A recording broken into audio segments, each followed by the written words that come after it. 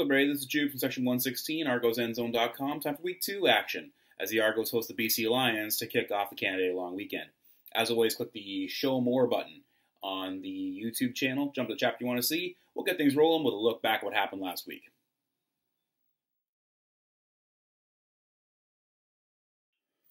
Oh, wow. Last week was fun. Like, seriously fun. When was the last time you had fun watching an Argos game? I mean, it feels like it's been a while. But you've got the home opener, happened at BMO, which is beautiful, against Hamilton, which is a hated rival. Wasn't sure what to expect going into that game because of the changes of personnel both on and off the field. But what you saw was, well, let's start with the offense, okay?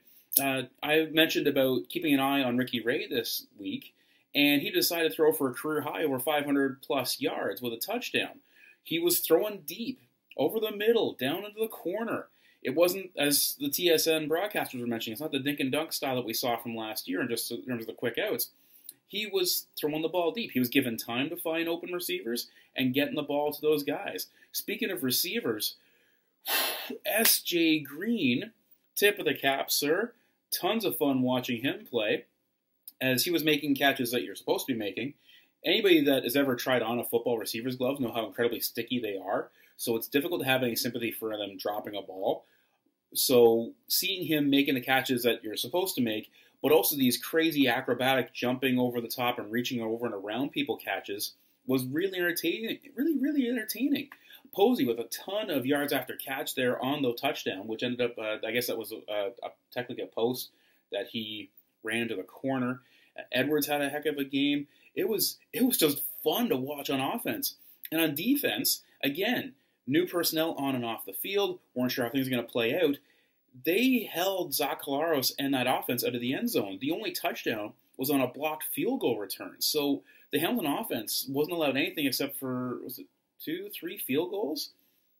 I mean, it was fantastic. Returning Marcus Ball with 7 tackles. There was the tip ball interception happening there in the second half. Great pressure on Collaros. He took a beating. Did not look happy about it. Nobody likes getting hit. But he was unhappy with the protection packages breaking down and him not being able to find open men. And he looked really frustrated. I'm thinking that, well, without talking too much about Hamilton, the Hamilton defense couldn't make the adjustments. I think you've seen the loss of Orlando Steinhauer there on the sidelines. But there was an awful lot of social media fans that were saying that it's time for Kent Austin to go. It's only week 1. But you know what? This isn't a Ticats blog. This is an Argos blog. And we saw Mark Trestman's first win leading the double blue. And, I mean, we really want to hope that this is a sign of things to come.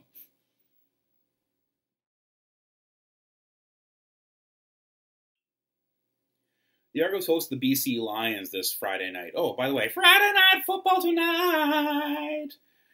Because the boss loves that. And when you're talking about BC, when you're talking about offense anyways, you're talking about the quarterback, Jonathan Jennings. No, not Waylon Jennings, Jonathan Jennings.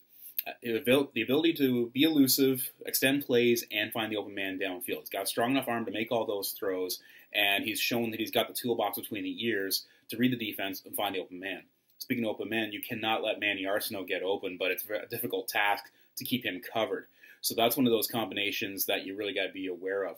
It's a heck of a air show that BC can put on for sure. They got a fleet of receivers. So the challenge is definitely going to be on the Argos sidelines to get pressure on Jennings or maintain that coverage downfield. So it'll be interesting to see how that plays out. When the Argos have got the ball, of course, all eyes are going to be on Solomon Eliminian. The former Defensive Player of the Year is an absolute beast at linebacker that makes plays in the backfield, both on the ball carrier and the quarterback, but can also drop back into coverage into the short yardage areas. So he's got to be accounted for. You've got to really game plan to get that guy out of his comfort zone. So as I've said in the past, if you can take advantage of his aggressiveness with screens and counter plays. But again, based on what we saw last week, the Argos may have the offensive line that allows them just to bowl straight forward ahead. It's going to be interesting to see how things play out here, whether that same air show from last week will continue this week. And the other thing to keep in mind, of course, is that the Argos were kind of going in cold last week as no one was 100% sure what they were going to be able to produce. So with no film footage on them, it was difficult to game plan for. Now they've got a week of game footage to see if BC is able to counteract them. I mean, obviously, we hope they don't. But this is going to be as big a test as last week was. this would be that next step in that test to see if that Argos offense will continue to mature, continue to move the ball, continue to put points on the board.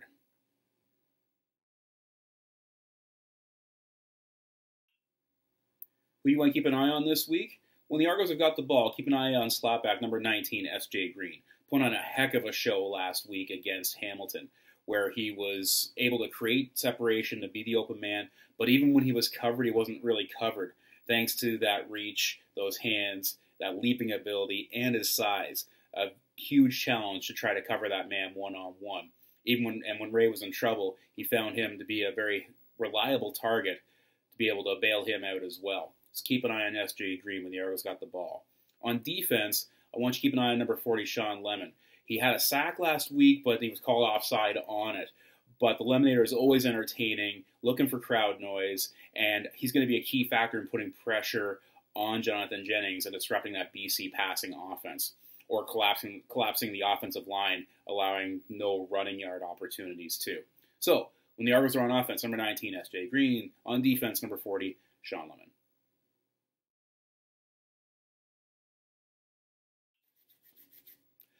So when it comes to prediction, last week, of course, I was way off as I went really, really huge, but I still had a really good time in that game. For those of you who are not looking to attend a game, you really got to attend a game. I think this is going to be a fun year. So I'm thinking that you've got two solid quarterbacks, two reliable defenses, at least what we've seen so far in week one. So I'm thinking, and of course you got the chess match between Wally Buono and Mark Trestman with the feints and stunts and counterattacks. So, yeah, don't blame me on when the pro line goes bad, but I'm going to go with a 31-21 Argos win. Geez, I should have something that totaled up to 50, right? I mean, there's no way they're going to get to 150 to celebrate Canada's birthday, but either way, that's what I'm picking. That'll wrap things up for this week. Hope you had some fun. As always, like, comment, and share on this video. Tell us what you want to see, and hey, maybe we're able to bring it to you. Follow us on our social media feeds. Twitter, the boss is all over Twitter, does a great job there. Facebook is probably just me posting, and YouTube, well, hey, this is what we do, all right? Give us a follow, give us a like, feel free to share some stuff. So, it's a 7 o'clock kickoff, Friday Night Football. The tailgate is canceled because of Canada Day celebrations, but at the same time, we're going to get fireworks at the end of the game. Hopefully get fireworks during the game. But so make sure you get down there. It's a great way to kick off your Canada Day long weekend. It's a Friday night. It might rain, but you know what? We've seen some fantastic football this past week, and the people that were there had a great show, and they had a great time. That fan section in the end zone, around where section 116 is really starting to come into its own. Everybody's starting to understand what's permitted, and we're getting a little louder, we're getting a little more character and a little more personality, and I am loving it. So, what I'm saying is, you've got to get down to a game in person. Tickets are reasonable. The Argos have actually got a promotion on their site right now. It's like $99 for 4 tickets and hot dogs and stuff. So go check that out. And there's no better way to start your Canada Day weekend, right? So, until next time, it's Drew from Section 116. ArgosUnzone.com, Ronnie, we ride the rail. We ride it hard. Wow. Fighting that one.